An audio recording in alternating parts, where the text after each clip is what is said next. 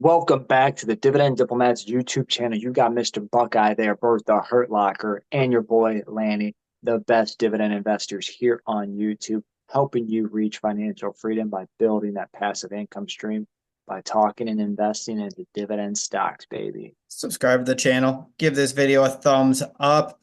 Can't wait. We have 3 stocks that Lanny is watching. Lanny is keeping very close to the top of his dividend stock watch list. And oh, wait, he might actually be buying the stocks that are going to be featured in today's video as well. Absolutely, guys. We just don't talk about stocks. Yeah. We put our money where our mouth is. We buy these stocks. And in fact, I know for sure I bought all 3 of these stocks in 2024. One stock, actually had a little bit of run up, so I didn't grab as much as I wanted to earlier this year. But now they're finally back below a certain price, so my eyes are back on the stock, so which makes me very happy. So we're gonna run them through, guys. 3 stocks here.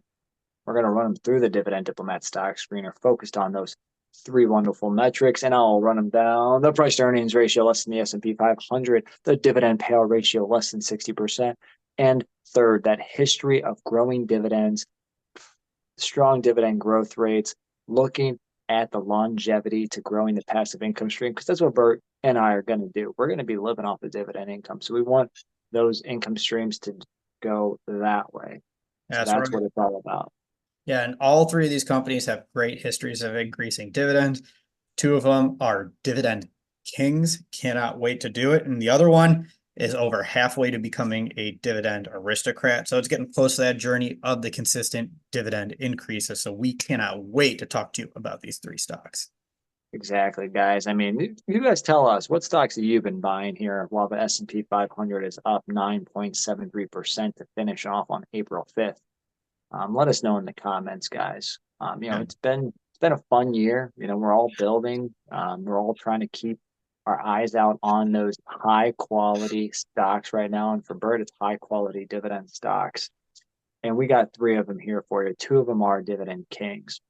And Bert and I, we were talking before this. We're going to go again, metric by metric, across all 3 stocks versus bouncing from one stock to the next to the next.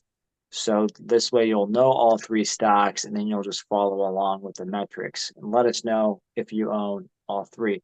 Bert, what are the 3 stocks we're featuring here today? All right, number one of my favorites, one of the GOAT, Johnson & Johnson, ticker symbol JNJ, dividend stock. Number 2, one of my favorites right now, Starbucks, ticker symbol SBUX. Number 3, another dividend king here, everybody. We're talking the soda battles. Buffett, sorry, we're not with you on this one. We're talking about Pepsi today, ticker symbol PEP. Yes, we are. Oh, it's true. It's damn true, guys. So let's look at the undervaluation metric, the price to earnings ratio.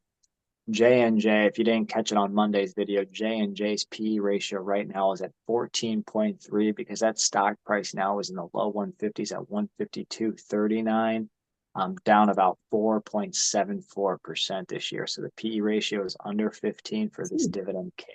Wow, Johnson & Johnson under a 15 PE ratio. Phew.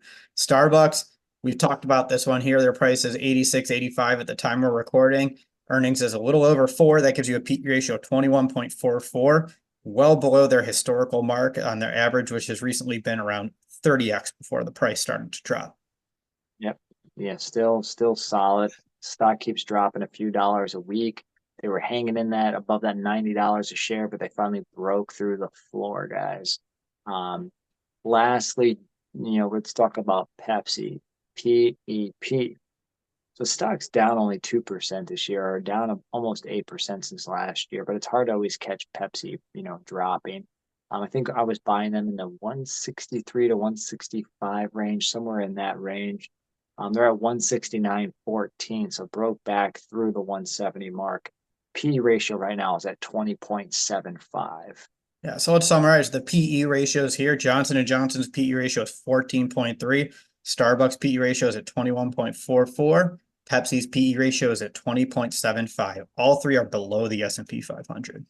There it is, guys. Now it's time to get into the dividend payout ratio, which is the safety in the dividend. You don't want to be up all night sweating bullets here, wondering if that dividend's going to be safe or not for your stocks that you own.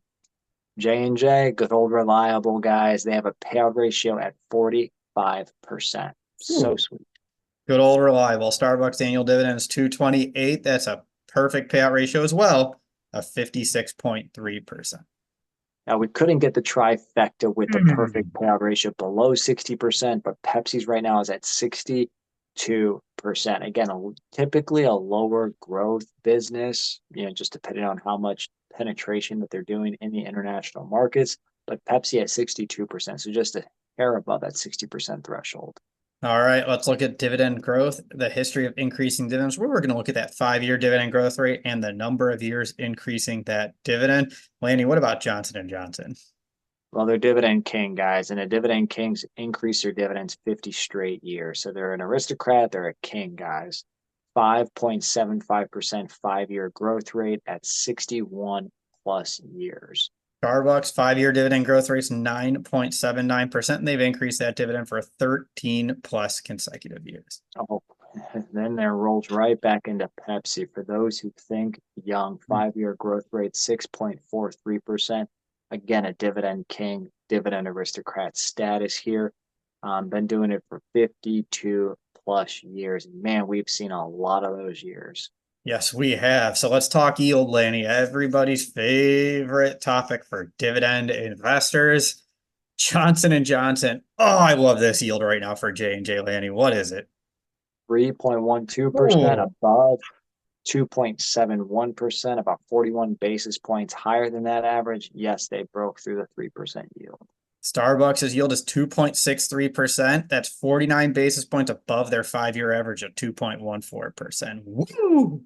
Gotta like that as well. And Pepsi, oh, so close, 2.99% yield, which is about 20 basis points higher than their 2.79% 5-year yield average. Oh man, so all three have pretty modest yields and strong dividend growth rate combinations. It is beautiful for these dividend stocks. That's the combo you want. Starbucks offering typically and technically the best yielding dividend growth combo, the 1-2 punch, followed by Pepsi, then J&J, guys.